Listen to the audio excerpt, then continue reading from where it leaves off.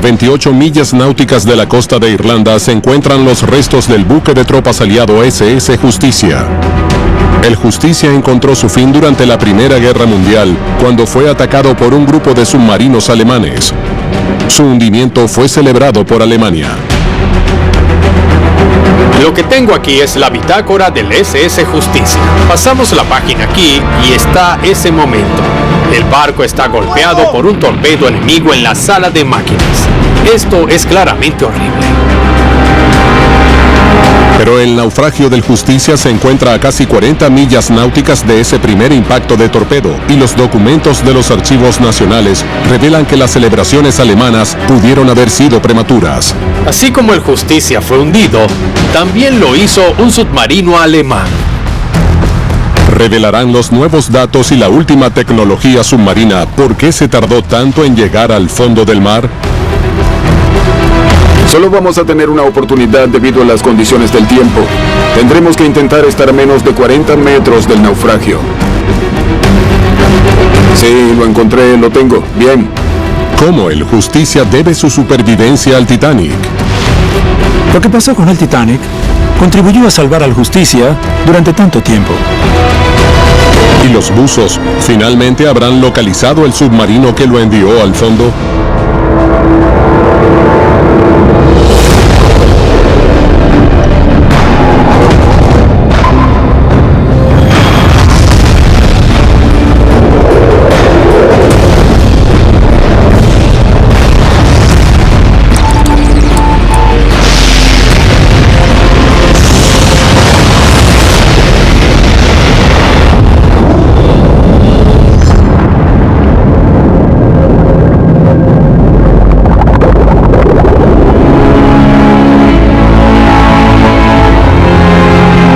En 1918 el mundo se encontraba en medio de la guerra más destructiva de su historia, y bajo las olas del Océano Atlántico, los submarinos alemanes causaban estragos en los barcos aliados.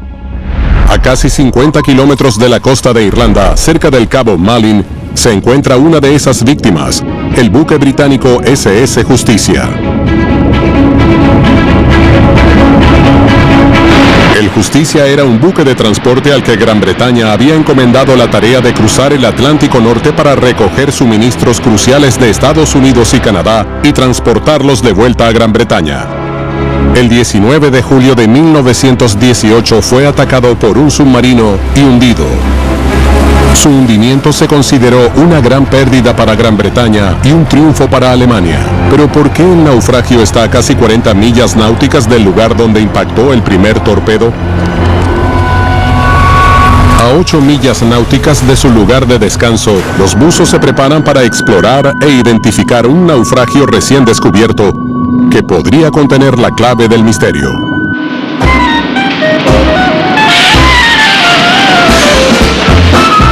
La vida del Justicia comenzó antes de la Primera Guerra Mundial, en la próspera época anterior a la guerra de los cruceros transatlánticos. Los astilleros de todo el mundo competían por construir los barcos de pasajeros más lujosos, y la vida a bordo era un torbellino de bebidas, cenas y bailes.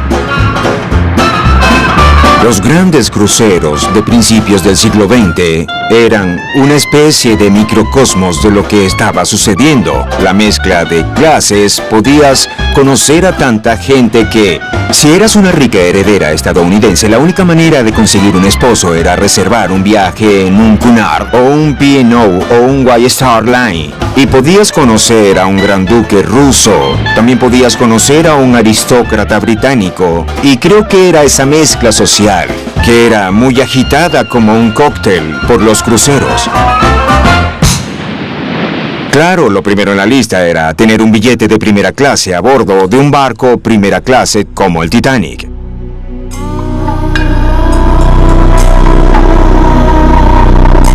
Casi un año después de la puesta en marcha del Titanic, la Holland America Line decidió que quería un Titanic propio. Y en la misma categoría de Harland and Wolff, en la que se había construido el barco más famoso del mundo, comenzó la construcción de otro barco, el ya olvidado SS Statendam, el Titanic holandés. Sus diseñadores de interiores fueron enviados por todo el mundo, no para ver otros barcos, sino para ver los grandes hoteles de las grandes capitales del mundo, porque ahí estaba el verdadero y fino lujo. Así que no había un estilo particular para todo el barco. El barco no tenía un estilo, sino que había un patio de palmeras tomado del Ritz de Londres, una sala de fumadores georgiana y un baño turco. Los estilos arquitectónicos se mezclaban de la misma forma que un millonario estadounidense como Vanderbilt haría lo mismo en su casa de Nueva York. Esta fusión de lujo y construcción naval estaba marcando el tono de una época dorada de los cruceros. Pero solo 9 días después de que el de Statendam entrara al mar, un acontecimiento hizo que toda la era se detuviera.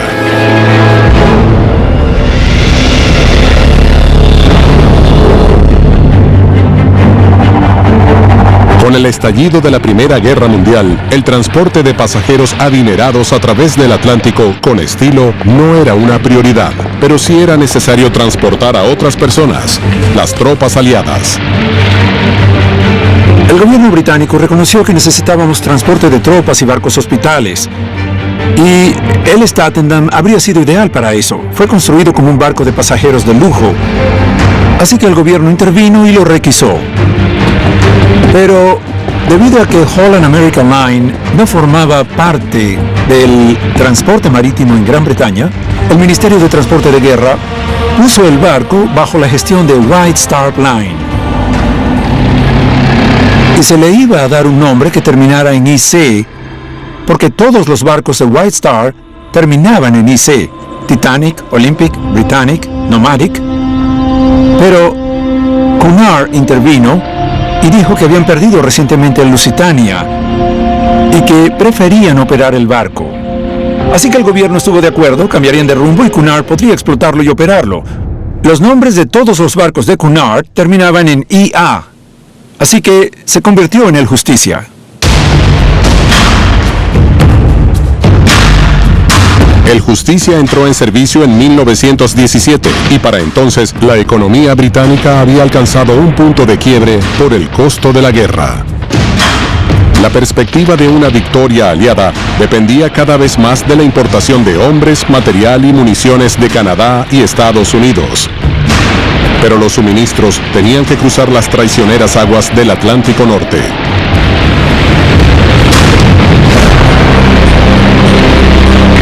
Listos para detenerlos estaba un arma aterradora: los submarinos alemanes U-Boat, capaces de infligir devastación a las armadas aliadas.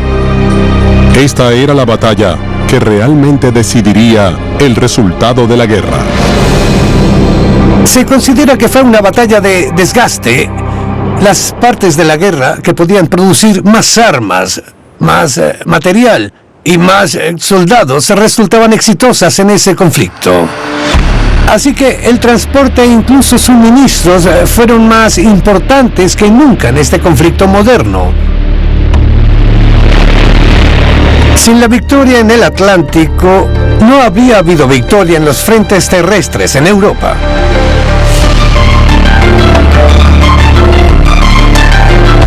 El historiador Guy Walters está en los archivos de Lloyd's of London para descubrir lo traicioneras que eran estas aguas.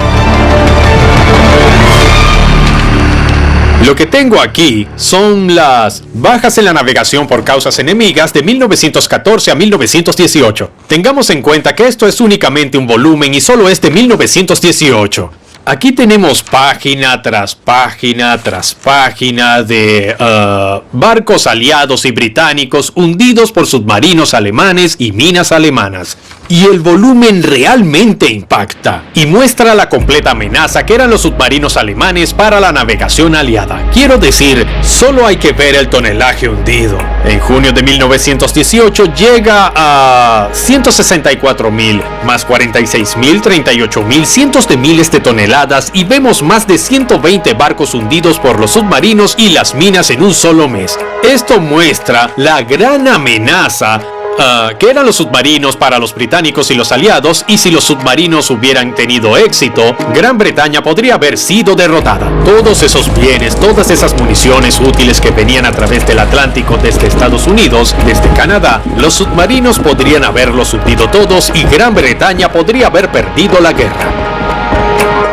Y luego aquí, con buena letra, el 20 de julio de 1918 vemos la entrada para el Justicia. Bandera británica, tonelaje bruto 32.234, como se hundió ese submarino. Última ubicación 5838 norte, 739 oeste. Así que está todo ahí en blanco y negro. Y es uno de los muchos barcos. Pero lo que hace diferente al Justicia es el hecho de que haya viajado tanto desde el primer impacto de torpedo. ¿Qué tenía el barco que le permitió sobrevivir por tanto tiempo? Los aliados tuvieron que utilizar los barcos que tenían a su disposición, sin importar para qué fueron diseñados. Recordemos que el Atlántico Norte era un entorno violento y peligroso en esa etapa, y aquí es donde el SS Justicia, un crucero reconvertido, debía hacer frente. No era precisamente el mejor lugar para hacerlo. Pero los registros no revelan el secreto de la extraordinaria resistencia del Justicia. El Dr. Tamas Balog es el mayor experto del mundo en el Justicia y cree que la respuesta a esta pregunta puede estar en el naufragio. Los restos del Justicia se encuentran a 28 millas náuticas de la costa de Cabo Malin, y en la inmensidad del océano Atlántico será como encontrar una aguja en un pajar. Las esperanzas de Tamas están puestas en el experimentado capitán del barco de buceo Rossgill, Michael McVeigh, y en el piloto del vehículo submarino operado por control remoto, Quincy Andrews.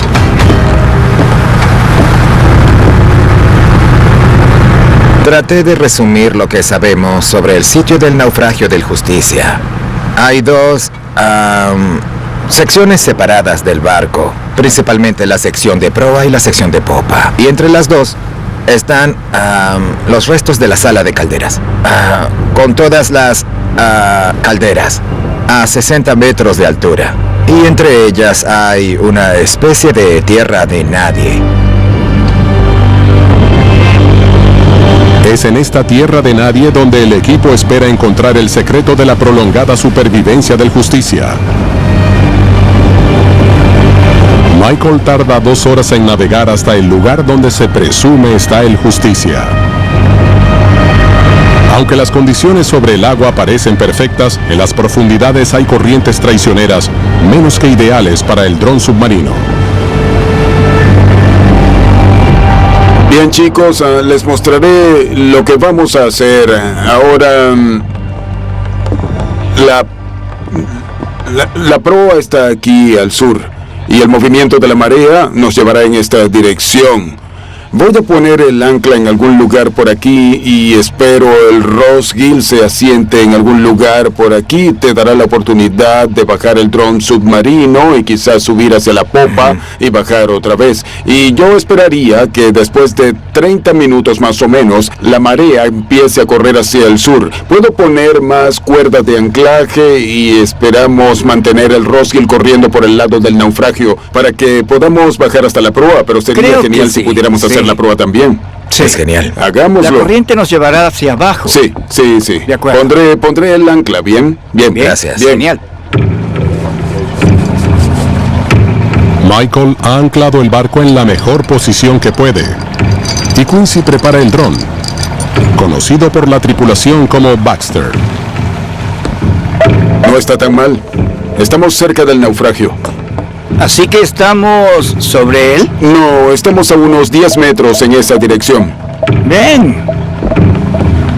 Y el ancla fue por ahí. Y el ancla está por allí. Así que no terminamos exactamente donde queríamos, pero estamos cerca de la proa. Estamos entre la mitad del barco y la proa. Cierto. Así que la proa está a la derecha y la popa a la izquierda. ¿Entendiste? Solo queda poner el dron en el agua y comenzar el descenso para buscar el naufragio.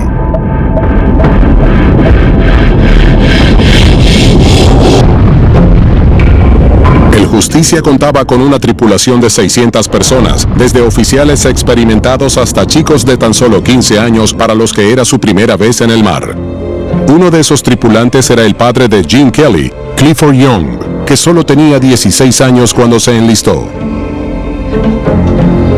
Mientras revisaba las viejas posesiones de su padre, Gene se encontró con una carta que él había escrito a sus padres durante la guerra y que nos da una visión de primera mano de la vida de un joven marinero.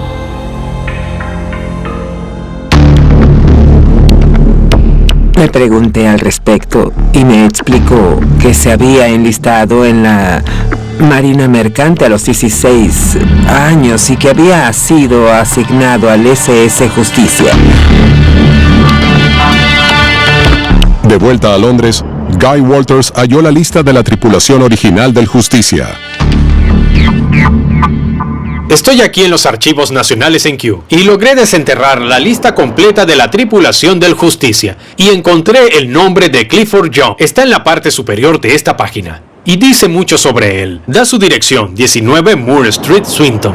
Dice que era su primer viaje y también revela que solo tenía 16 años. Recuerdo que mi padre me dijo que hizo un amigo a bordo y su amigo también se quedó en la misma casa de huéspedes en Liverpool. Se llamaba Samuel. Si pasas unas cuantas páginas más, también puedes encontrar el nombre de su amigo. Aquí, S. Turner, que claro, es Sam Turner. Y ahí está su dirección, y revela que solo tenía 15 años. Lo que hay que recordar acerca de estos chicos es que antes de la guerra solo tenían trabajos ordinarios. Clifford trabajaba en una mina de carbón, pero claro, al ser llamados a las filas, esto para ellos iba a ser una gran aventura. No tenían ni idea de lo que les esperaba. Clifford, como muchos otros de su edad, no comprendía el peligro al que se enfrentaba y estaba de buen humor enviando a menudo cartas a su familia para hacerle saber que estaba a salvo. Comienza. Queridos madre, padre y el resto, me alegra decirles que llegamos a salvo a Nueva York. Subí a bordo el pasado viernes 21 de marzo a las 6 p.m. El barco en el cual estoy es el SS. El trabajo que hago se llama recorte. Es llenar los barriles con carbón, llevándolos a los fuegos de la caldera. Los primeros 2 o 3 días me sentí un poco mareado, pero luego te acostumbras. Hay toneladas de comida aquí, pan blanco, carne y si quieres avena todas las mañanas. Hay muchas salchichas, mucha mantequilla, mermelada y masa de ciruela para el domingo. La vida es dura, pero te acostumbras. Espero volver a casa por 3 o 4 días cuando regrese a Liverpool. Adiós de momento, su querido hijo Clifford.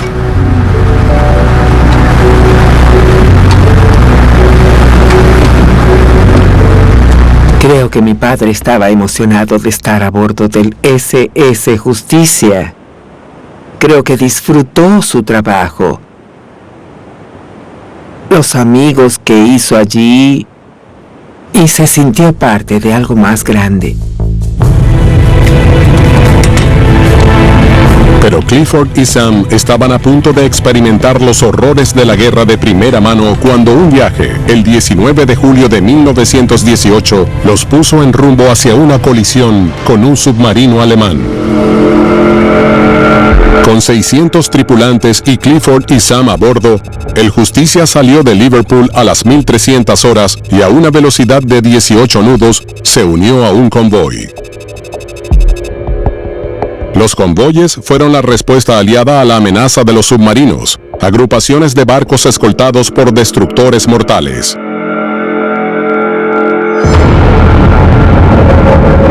Los convoyes tuvieron tanto éxito en la destrucción de los submarinos que Otto von Schrader se convirtió en comandante del V-64 con solo 29 años.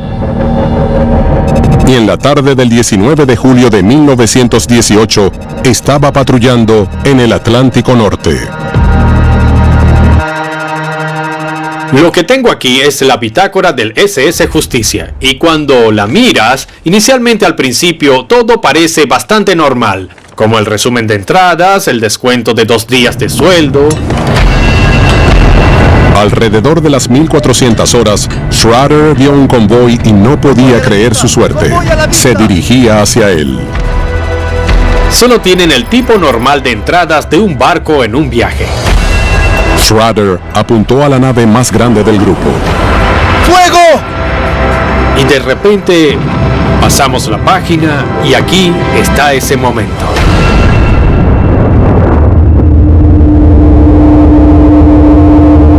El barco es golpeado por un torpedo enemigo en la sala de máquinas, que de inmediato se llena. El barco se detuvo. La sala de máquinas se inundó. Esto es claramente horrible.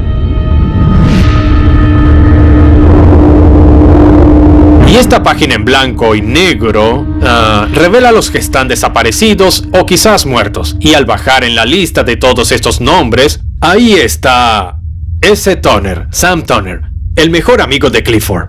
Se ha ido. ¡Sam! ¡Sam! ¡Sam! Pero no había tiempo para lamentarse. Esto era solo el comienzo. Mirá, Rómulo, los muchachos te están terminando Roma y en un solo día, ¿eh? ¿Terminando? A este ritmo nunca van a terminar mi coliseo. Y es que nos quedamos sin Red Bull. Sin Red Bull no hay alas.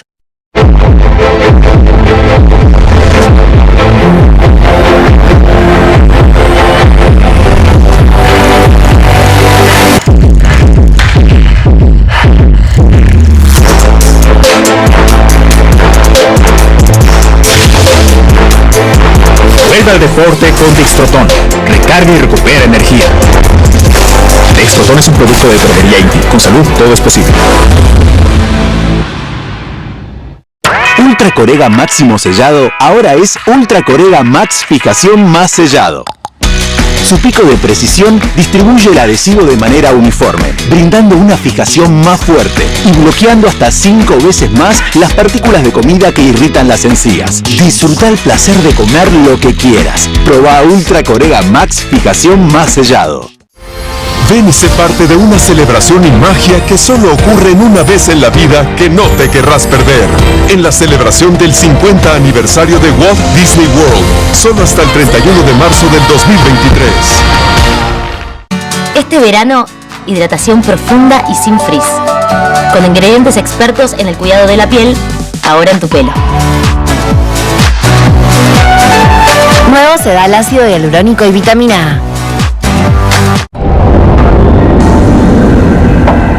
El primer torpedo había dado en el blanco, pero el Justicia se negó a hundirse, dando tiempo a su tripulación a evacuar a otro barco. Se hicieron los preparativos para remolcar el Justicia a una base de reparación. Pero Schrader estaba decidido a hundir el barco. Disparó desesperadamente 4 torpedos más. ¡Fuego! Sus torpedos no dieron en el blanco. Pero los destructores británicos respondieron con cargas de profundidad. Schrader sobrevivió, pero los daños le obligaron a retirarse. Quería desesperadamente hundir ese barco y envió una señal de radio que fue captada por otros 2 submarinos comandados por Hans Oskar Buxdorf y Helmut von Rütteschel, ambos en sus 20s. Asuman posiciones. Al amanecer, Buxdorf y Rütteschel abrieron fuego. 2 de los torpedos de Buxdorf dieron en el blanco y a las 12:30 horas, 22 horas después del primer impacto del torpedo, el Justicia se hundió finalmente bajo las olas. Schrader regresó a Alemania con una bienvenida de héroe, pero solo más tarde descubriría que el Justicia no era el barco que creía. En la actualidad, los restos se encuentran a casi 40 millas náuticas de donde impactó el torpedo de Schrader, lo que demuestra que el intento de remolcar el barco tuvo un éxito increíble, ya que el Justicia debió llenarse de agua.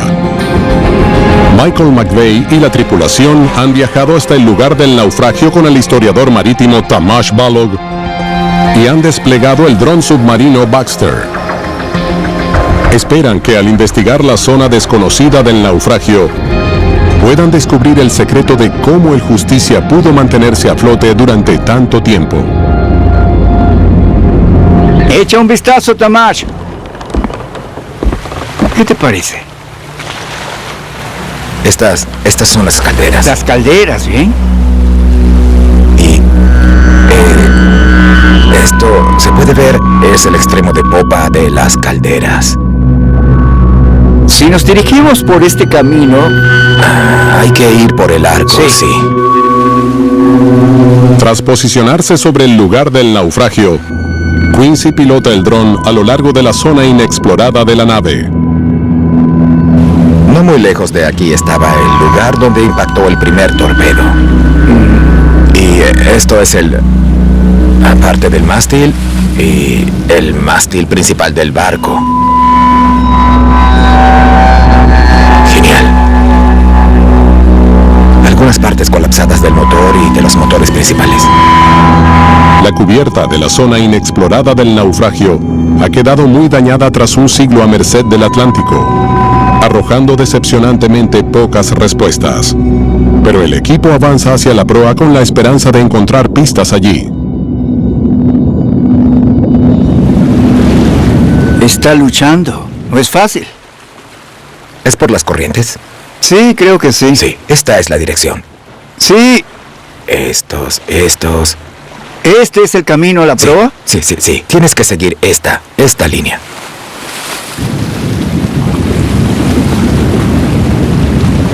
Sí, bien. Parece que llegamos al puente. Por favor, sube. Sí, este es el extremo de popa del puente. Sí, bien, aquí está. Bien, eso es genial. Ya estamos aquí. Después está la cubierta y luego la proa. Aproximadamente a 60 metros de distancia. Sí.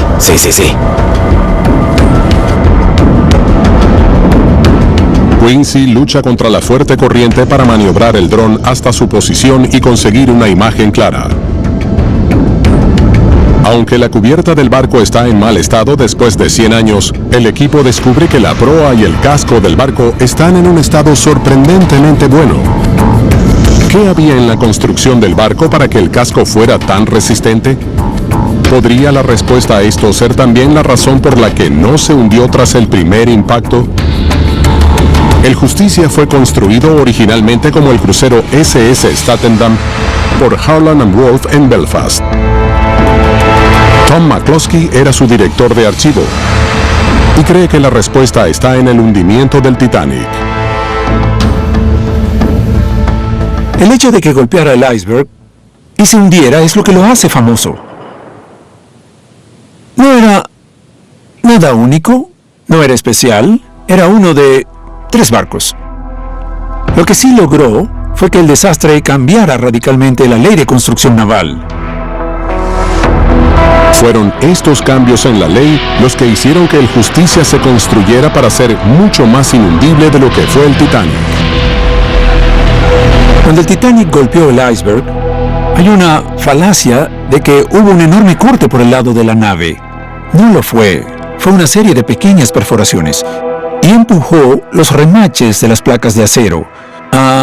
Y debido a la longitud de los daños, cuando la inundación perforó el barco, todos los mamparos no eran tan altos como para ser herméticos y el agua fluyó de un compartimiento a otro. Por lo que cuando Thomas Andrews bajó a evaluar los daños iniciales en el Titanic, le dijo al capitán Smith que su barco estaba perdido, que se hundiría. En retrospectiva, los organismos reguladores de la construcción naval decidieron que en el futuro los barcos debían ser estancos, que los mamparos estancos debían llegar hasta la primera cubierta estanca. Las subdivisiones estancas del Titanic apenas se extendían por encima de la línea de agua, por lo que cuando el agua entraba por una brecha en el casco, los mamparos no podían contenerla y el Titanic estaba condenado. El sellado del Justicia llegaba hasta la cubierta y el agua que entraba estaba contenida en compartimientos sellados. Imagine una caja de huevos. Bueno, esta pequeña caja se hace hermética. ¿Qué es lo que estaban viviendo en el Justicia? Y solo al penetrar en 3 de estos compartimientos con 3 torpedos, el peso del agua hizo que finalmente el Justicia se hundiera. Si el Justicia se hubiera construido con el mismo nivel de calidad que el Titanic, no habría sobrevivido.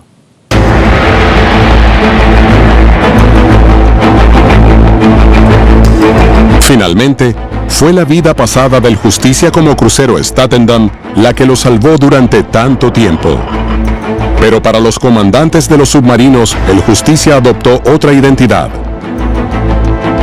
Cuando Schrader vio el Justicia, pensó que era el USS Leviatán, un barco alemán que había sido confiscado y utilizado por Estados Unidos.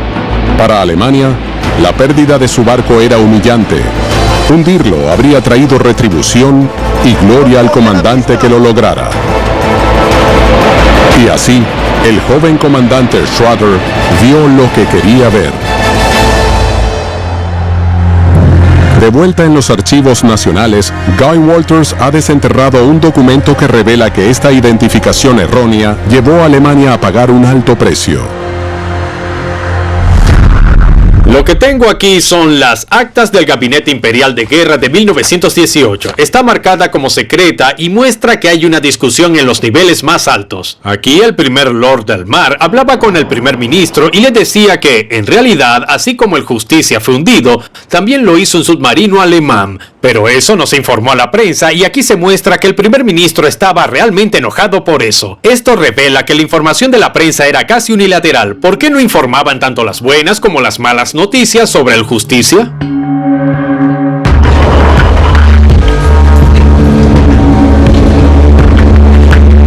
Este submarino era el V-124 de Bustorf. Los daños causados por los destructores de los aliados hicieron que el submarino tuviera que ser hundido. 2 tripulantes perdieron la vida bajo la impresión de que estaban hundiendo un barco más importante. Pero esa última pieza de evidencia, los restos del V-124, han estado desaparecidos durante más de un siglo. Barry, Stevie y Garrett han estado buceando en los naufragios de Cabo Malin durante los últimos 15 años, pero recientemente han recibido un aviso sobre un naufragio no descubierto anteriormente. Los estudios preliminares indican que podría tratarse de un submarino. En el sonar pudimos ver que podría ser del tamaño correspondiente a un submarino y además tenemos una lista de varios submarinos en la zona y uno de ellos era el naufragio del V-124 que hundió el Justicia. Tuvimos algunas imágenes también, ¿no? Sí. Teníamos un poco de imágenes, una buena idea de la profundidad y la forma aproximada del naufragio. Estamos a unas 8 millas náuticas al noreste de la posición de hundimiento del Justicia. Lo que estamos tratando de hacer es reducir lo que podría ser. Vamos a ver la configuración de los tubos de torpedo para saber si coincide con los restos del V-124. Buscaremos las municiones o el armamento del cañón de cubierta y quizás podemos obtener una fecha de eso. Pero si este es realmente el naufragio del V-124, han pasado más de 100 años desde su hundimiento. Por lo que la clave para una identificación exitosa será la recopilación de información para su análisis en tierra firme. Uno de los objetivos clave para hoy será conseguir imágenes claras que podamos básicamente traer a la superficie y luego llevarlas a los expertos y dejar que vean los detalles que hemos encontrado con respecto a la configuración del submarino y algunas de las características para confirmar que lo que estamos viendo en la parte inferior coincide con lo que habría sido. Los registros alemanes de los barcos, sí. Exacto. El clima dista mucho de ser tranquilo y las fuertes corrientes no son ideales para la inmersión hasta el naufragio. Pero con la oportunidad de localizar por fin el submarino que hundió el Justicia, el equipo sigue adelante. Este es el plan para hoy. Si el naufragio está ahí, lo primero que vamos a hacer es poner un gancho en el naufragio. Se llama línea de tiro y habrá una bola en la superficie, una de esas grandes bolas de color naranja en la superficie. Luego voy a soltar los buzos para que bajen por esa línea hacia el naufragio, de lo contrario nunca lo encontrarían.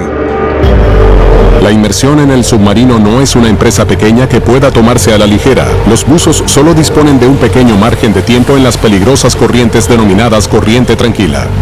Y aunque pueden llegar al naufragio en cuestión de minutos, debido a su profundidad, tendrán que tardar más de 2 horas en salir a la superficie para evitar el letal síndrome de descompresión. Solo tendrán 45 minutos en el naufragio, por lo que el equipo dependerá de que Michael coloque el barco en el lugar exacto. Es un naufragio mucho más pequeño, pero en el lecho marino tiene probablemente 40 metros de largo, mientras que el Justicia tenía 225 metros de largo. Así que cuando suelte el ancla del barco y flotemos, tendremos que intentar estar a menos de 30 o 40 metros del naufragio. Si no nos acercamos a eso, bueno, lo haremos una vez y con suerte eso nos bastará, pero lo haremos, haremos nuestro mejor intento. ¿Bien? Genial.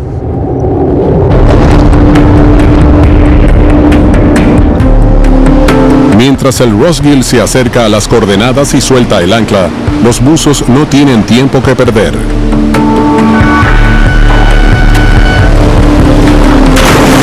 Quincy despliega a Baxter para que un ansioso Michael pueda ver si su línea de tiro dio en el blanco. Necesitas mantenerlo, Quincy. Sí. Esa cuerda va por este lado hacia el naufragio, así que debes permanecer en este lado del naufragio. Sí. Si no corres peligro de nadar con tu dron por el otro lado de la línea de tiro. Bien, entonces quédate en este lado. Si vas directamente hacia abajo, estamos justo en la parte superior del naufragio ahora, pero quédate acá, en el lado oeste del naufragio. Bien, de acuerdo.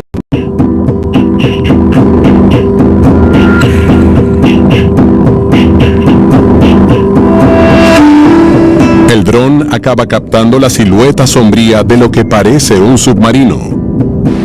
Baxter se acerca y un aliviado Michael ve a los buzos mientras examinan los restos del tubo de torpedo de popa. Con el escaso tiempo de que disponen, los buzos trabajan con rapidez y comienzan a recopilar sus datos. Pero pronto se les acaba el tiempo y solo pueden esperar haber recogido suficientes pruebas. Gareth es el primero en salir a la superficie.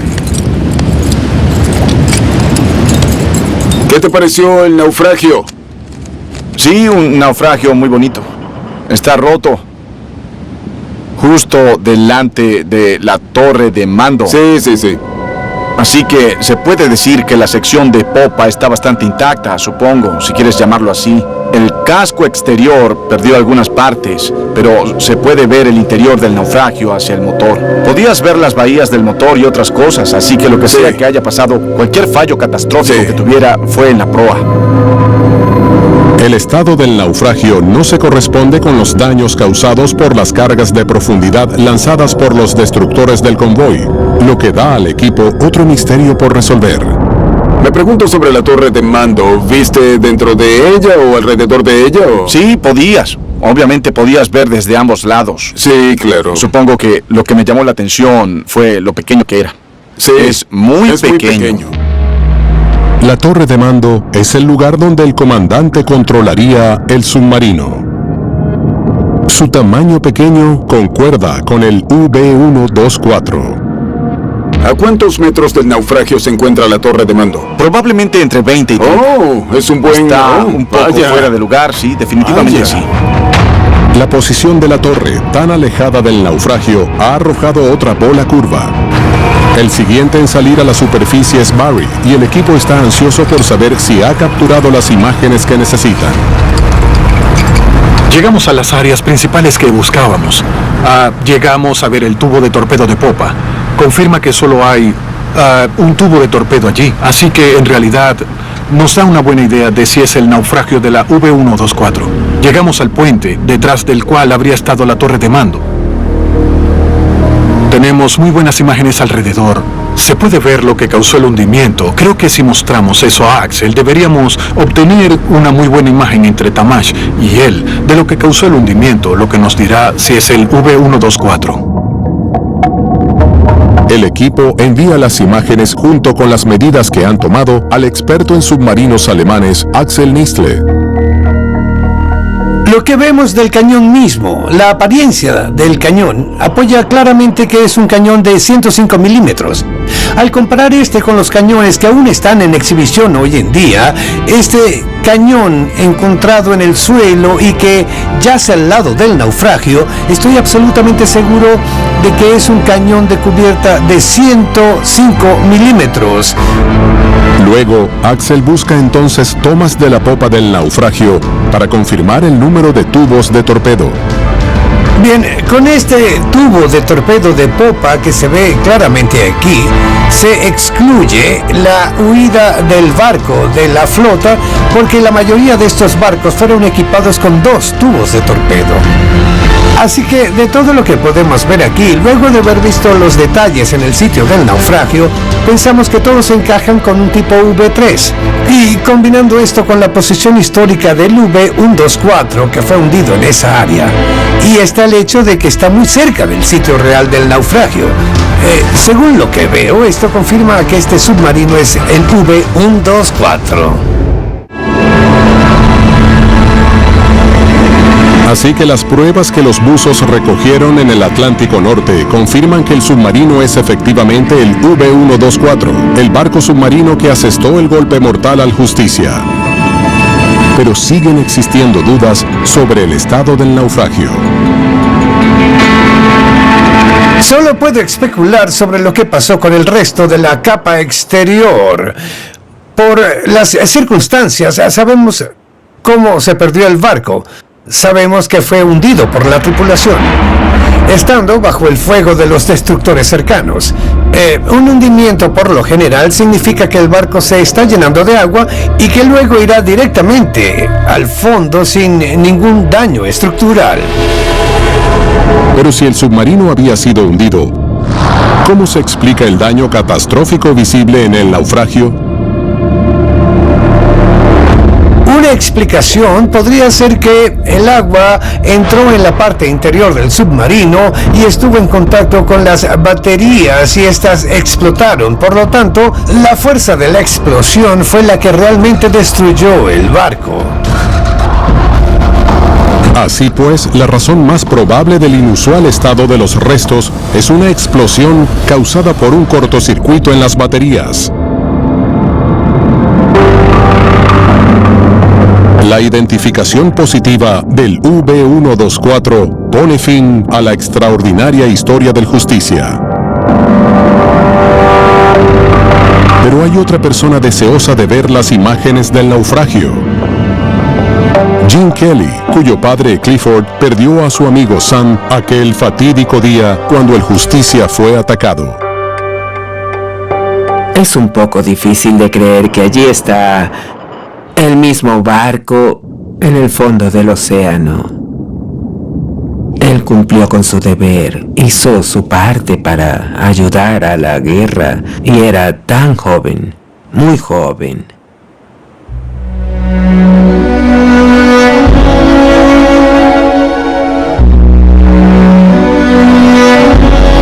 Ahora, más de un siglo después, nos sentimos tan alejados de aquel fervor patriótico que sacó lo mejor y lo peor de las personas.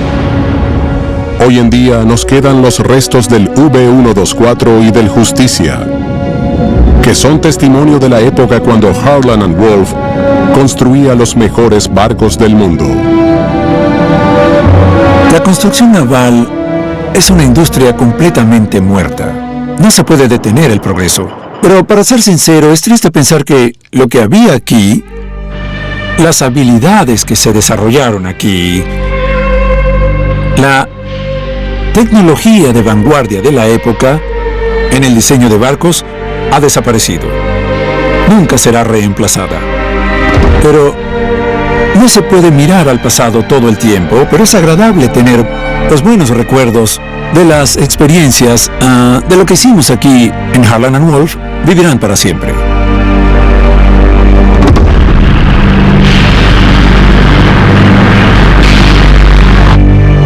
Pero lo que no debe olvidarse es a aquellos hombres y jóvenes que perdieron la vida aquel día en el Atlántico Norte. Padres, esposos y amigos que simplemente cumplían con su deber por el rey o el Kaiser y el país, en un mundo donde la gente común se vio obligada a hacer cosas extraordinarias.